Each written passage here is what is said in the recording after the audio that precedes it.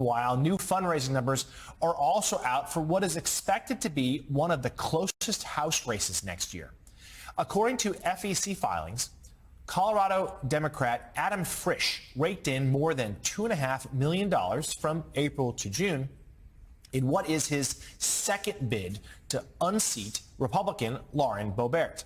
This past November, Frisch fell just 546 votes, just 546 short of defeating the incumbent congresswoman, who is not shy for controversial and, frankly, sometimes downright offensive comments. For more on that race, let's bring in NBC News senior national political reporter Sahil Kapoor, who joins us live on Capitol Hill. The congresswoman was last in the news for a fight on the House floor with her counterpart, Marjorie Taylor Greene, and she's looking at what could be a very, very tough race yet again. Sahil, tell us about it. That's right, Jonathan. This was the big shock of the 2022 midterms. Lauren Boebart in Republican-friendly territory, having a nail-biter of a race, barely hanging on. Let's show that margin. It came down to 546 votes against a little-known Democratic challenger in Adam Frisch. Now, Frisch is better known now. He wants a rematch. He is raising money hand over fist. Let's put those numbers back up on the screen.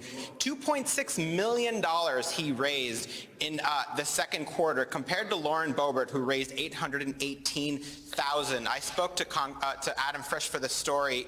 He said of Boebart, quote, "She's not focused on the district, she's focused on herself." He promised to continue hammering away at her on that. He said she doesn't seem to be taking the job any more seriously than she was before. Now, Boebart, for her part, spoke to my co-author for the story, Scott Wong, blamed her near miss on ballot harvesting, which is the Republican term for third-party collection of absentee ballots. She said maybe Republicans should do more of that. She goes on to say in the previous Congress I wasn't able to do that as much because we were in the majority, talking about delivering wins, and we have a wonderful advantage of having this majority where I can actually deliver wins for my district. Now, what wins is she talking about? It's not clear. Her office didn't respond when we asked her. She cited a few things in press releases in terms of, a water bill getting out of committee, an endangered species bill getting a hearing, some rural health money for her district coming out of a bill that she voted against.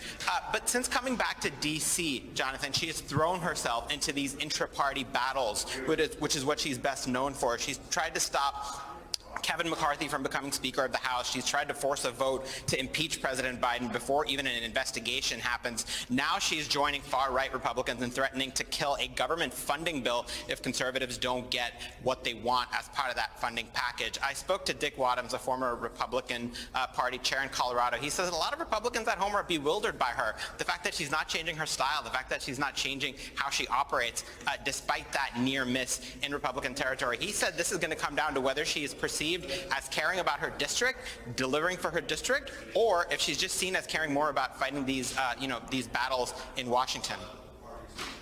When you're asked for a list of wins, you come up with getting a water bill out of committee. Ooh. NBC's Sahil Kapoor, thank you for your reporting this morning.